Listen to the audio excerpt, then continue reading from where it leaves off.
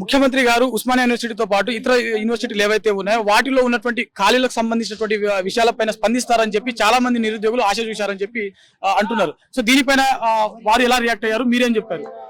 Recruitment సంబంధించి మేము expect చేసినాము. రిక్రూట్మెంట్ అనేది ఎందుకంటే ఆయన డిసెంబర్ లో ఇంత ముందు వచ్చి మళ్ళీ వస్తున్నాడు కాబట్టి ఈ లోపు ఆయన రావడంతోనే డైరెక్ట్ ఇప్పుడు ఎట్లయితే జీవో విడుదల చేసాడో అదే విధంగా రిక్రూట్మెంట్ మీద రిక్రూట్మెంట్ నోటిఫికేషన్ మీద డైరెక్ట్ అనౌన్స్మెంట్ వస్తుందని చెప్పేసి మేము ఎక్స్పెక్ట్ చేయడం జరిగింది.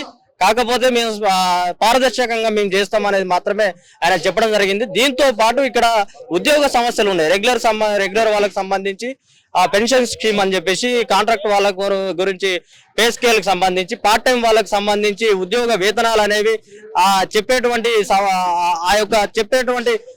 ఉపాధ్యాయుని స్థాయికి ఉన్నటువంటి స్థాయికి తగ్గట్టు వేతనాలు లేవని చెప్పేసి గౌరవప్రదమైనటువంటి వాళ్ళ యొక్క ఉద్యోగ భద్రతలను కనిపించాలని చెప్పేసి వీళ్ళందరూ కోరుకోవడం జరిగింది.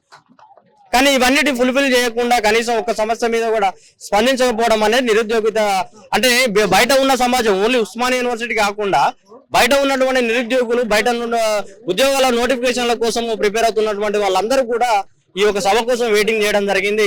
ఆయన అనౌన్స్ చేస్తాడని చెప్పడం అనుకున్నారు కానీ అది జరగకపోవడం అనేది నిరాశ అనిపిపోవాలి.